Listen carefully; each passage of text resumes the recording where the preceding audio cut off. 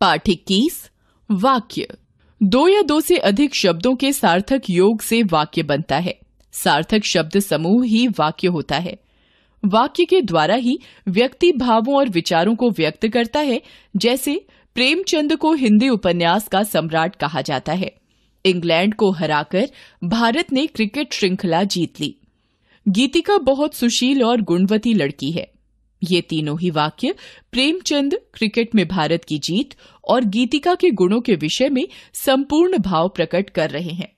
शब्दों के सार्थक समूह को वाक्य कहते हैं। वाक्य के अंग।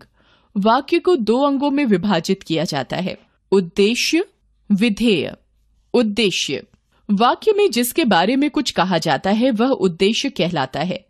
रवि पढ़ता है, रीता स्कूल जा रही है, सुप्रीति खेल रही है। यहाँ रवि, रीता और सुप्रीति के बारे में कुछ कहा गया है, अतः इन वाक्यों में रवि, रीता और सुप्रीति उद्देश्य हैं।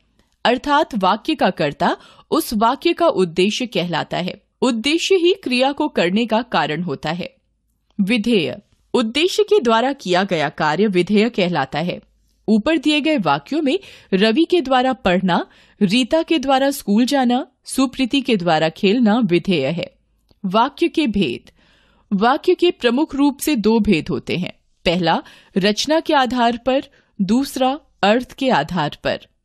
रचना के आधार पर सरल वाक्य, संयुक्त वाक्य, मिश्रित वाक्य।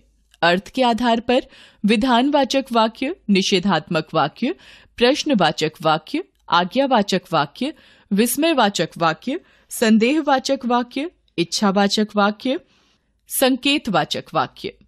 रचना के आधार पर वाक्य। रचना के आधार पर वाक्य तीन प्रकार के होते हैं, सरल वाक्य, संयुक्त वाक्य, मिश्रित वाक्य।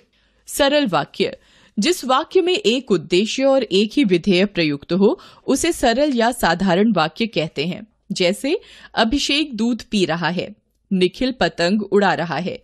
इन वाक्यों में अभिषेक और निखिल उद्देश्य तथा दूध पी रहा है और पतंग उड़ा रहा है विधेय हैं।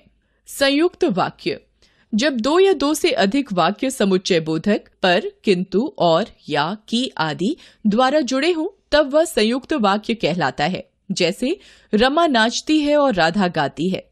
हमने तुम्हारी बहुत प्रतीक्षा की किंतु तुम नहीं आए। पहले वाक्य में दो उपवाक्यों को और योजक से जोड़ दिया गया है। इस प्रकार एक कार्य की दूसरे कारण पर निर्भरता दर्शाई गई है। यह संयुक्त वाक्य है। इसी प्रकार दूसरे वाक्य में योजक किंतु के द्वारा दोनों उपवाक्य जुड़े हैं, इसलिए यह संयुक्त वाक्य है। मिश्रित वाक्य जिस वाक्य में एक प्रधान वाक्य तथा एक या अधिक आश्रित उपवाक्य हो उसे मिश्रित वाक्य कहते हैं। जैसे मैं निश्चित रूप से कह सकता हूं कि उसने ही चोरी की है। जो श्रम करता है वह फल पाता है। रवि प्रथम श्रेणी में पास होगा क्योंकि वह खूब पढ़ता है।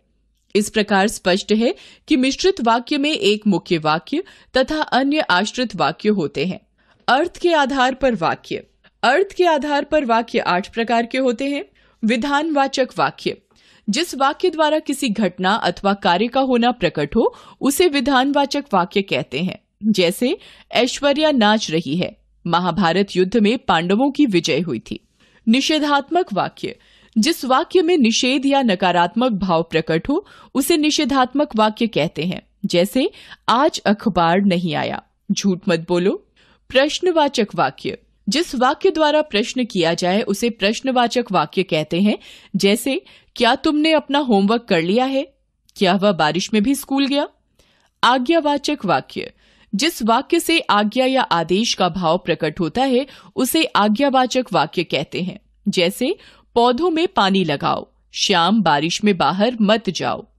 विस्मयवाचक वाक्य जिस वाक्य से आश्चर्य, क्रोध, घृणा आदि भाव प्रकट हो उसे विस्मयवाचक वाक्य कहते हैं। जैसे अरे तुम अभी तक यहीं खड़े हो, वाह तुमने तो कमाल कर दिया।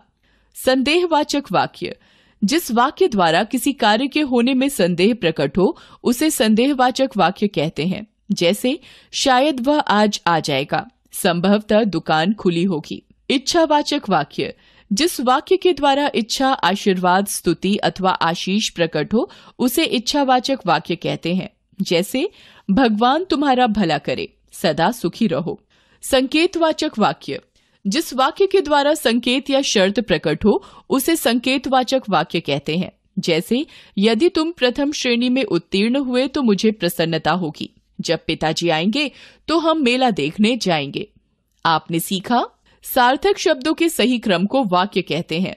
वाक्य के 2 अंग होते हैं, उद्देश्य और विधेय। रचना के आधार पर वाक्य के 3 भेद होते हैं, सरल वाक्य, संयुक्त वाक्य और मिश्रित वाक्य। अर्थ के आधार पर वाक्य के 8 भेद होते हैं, विधानवाचक, निषेधात्मक, प्रश्नवाचक, आज्ञावाचक, विस्मयवाचक, संदेहवाचक, इच्छावाचक और संकेतवाचक।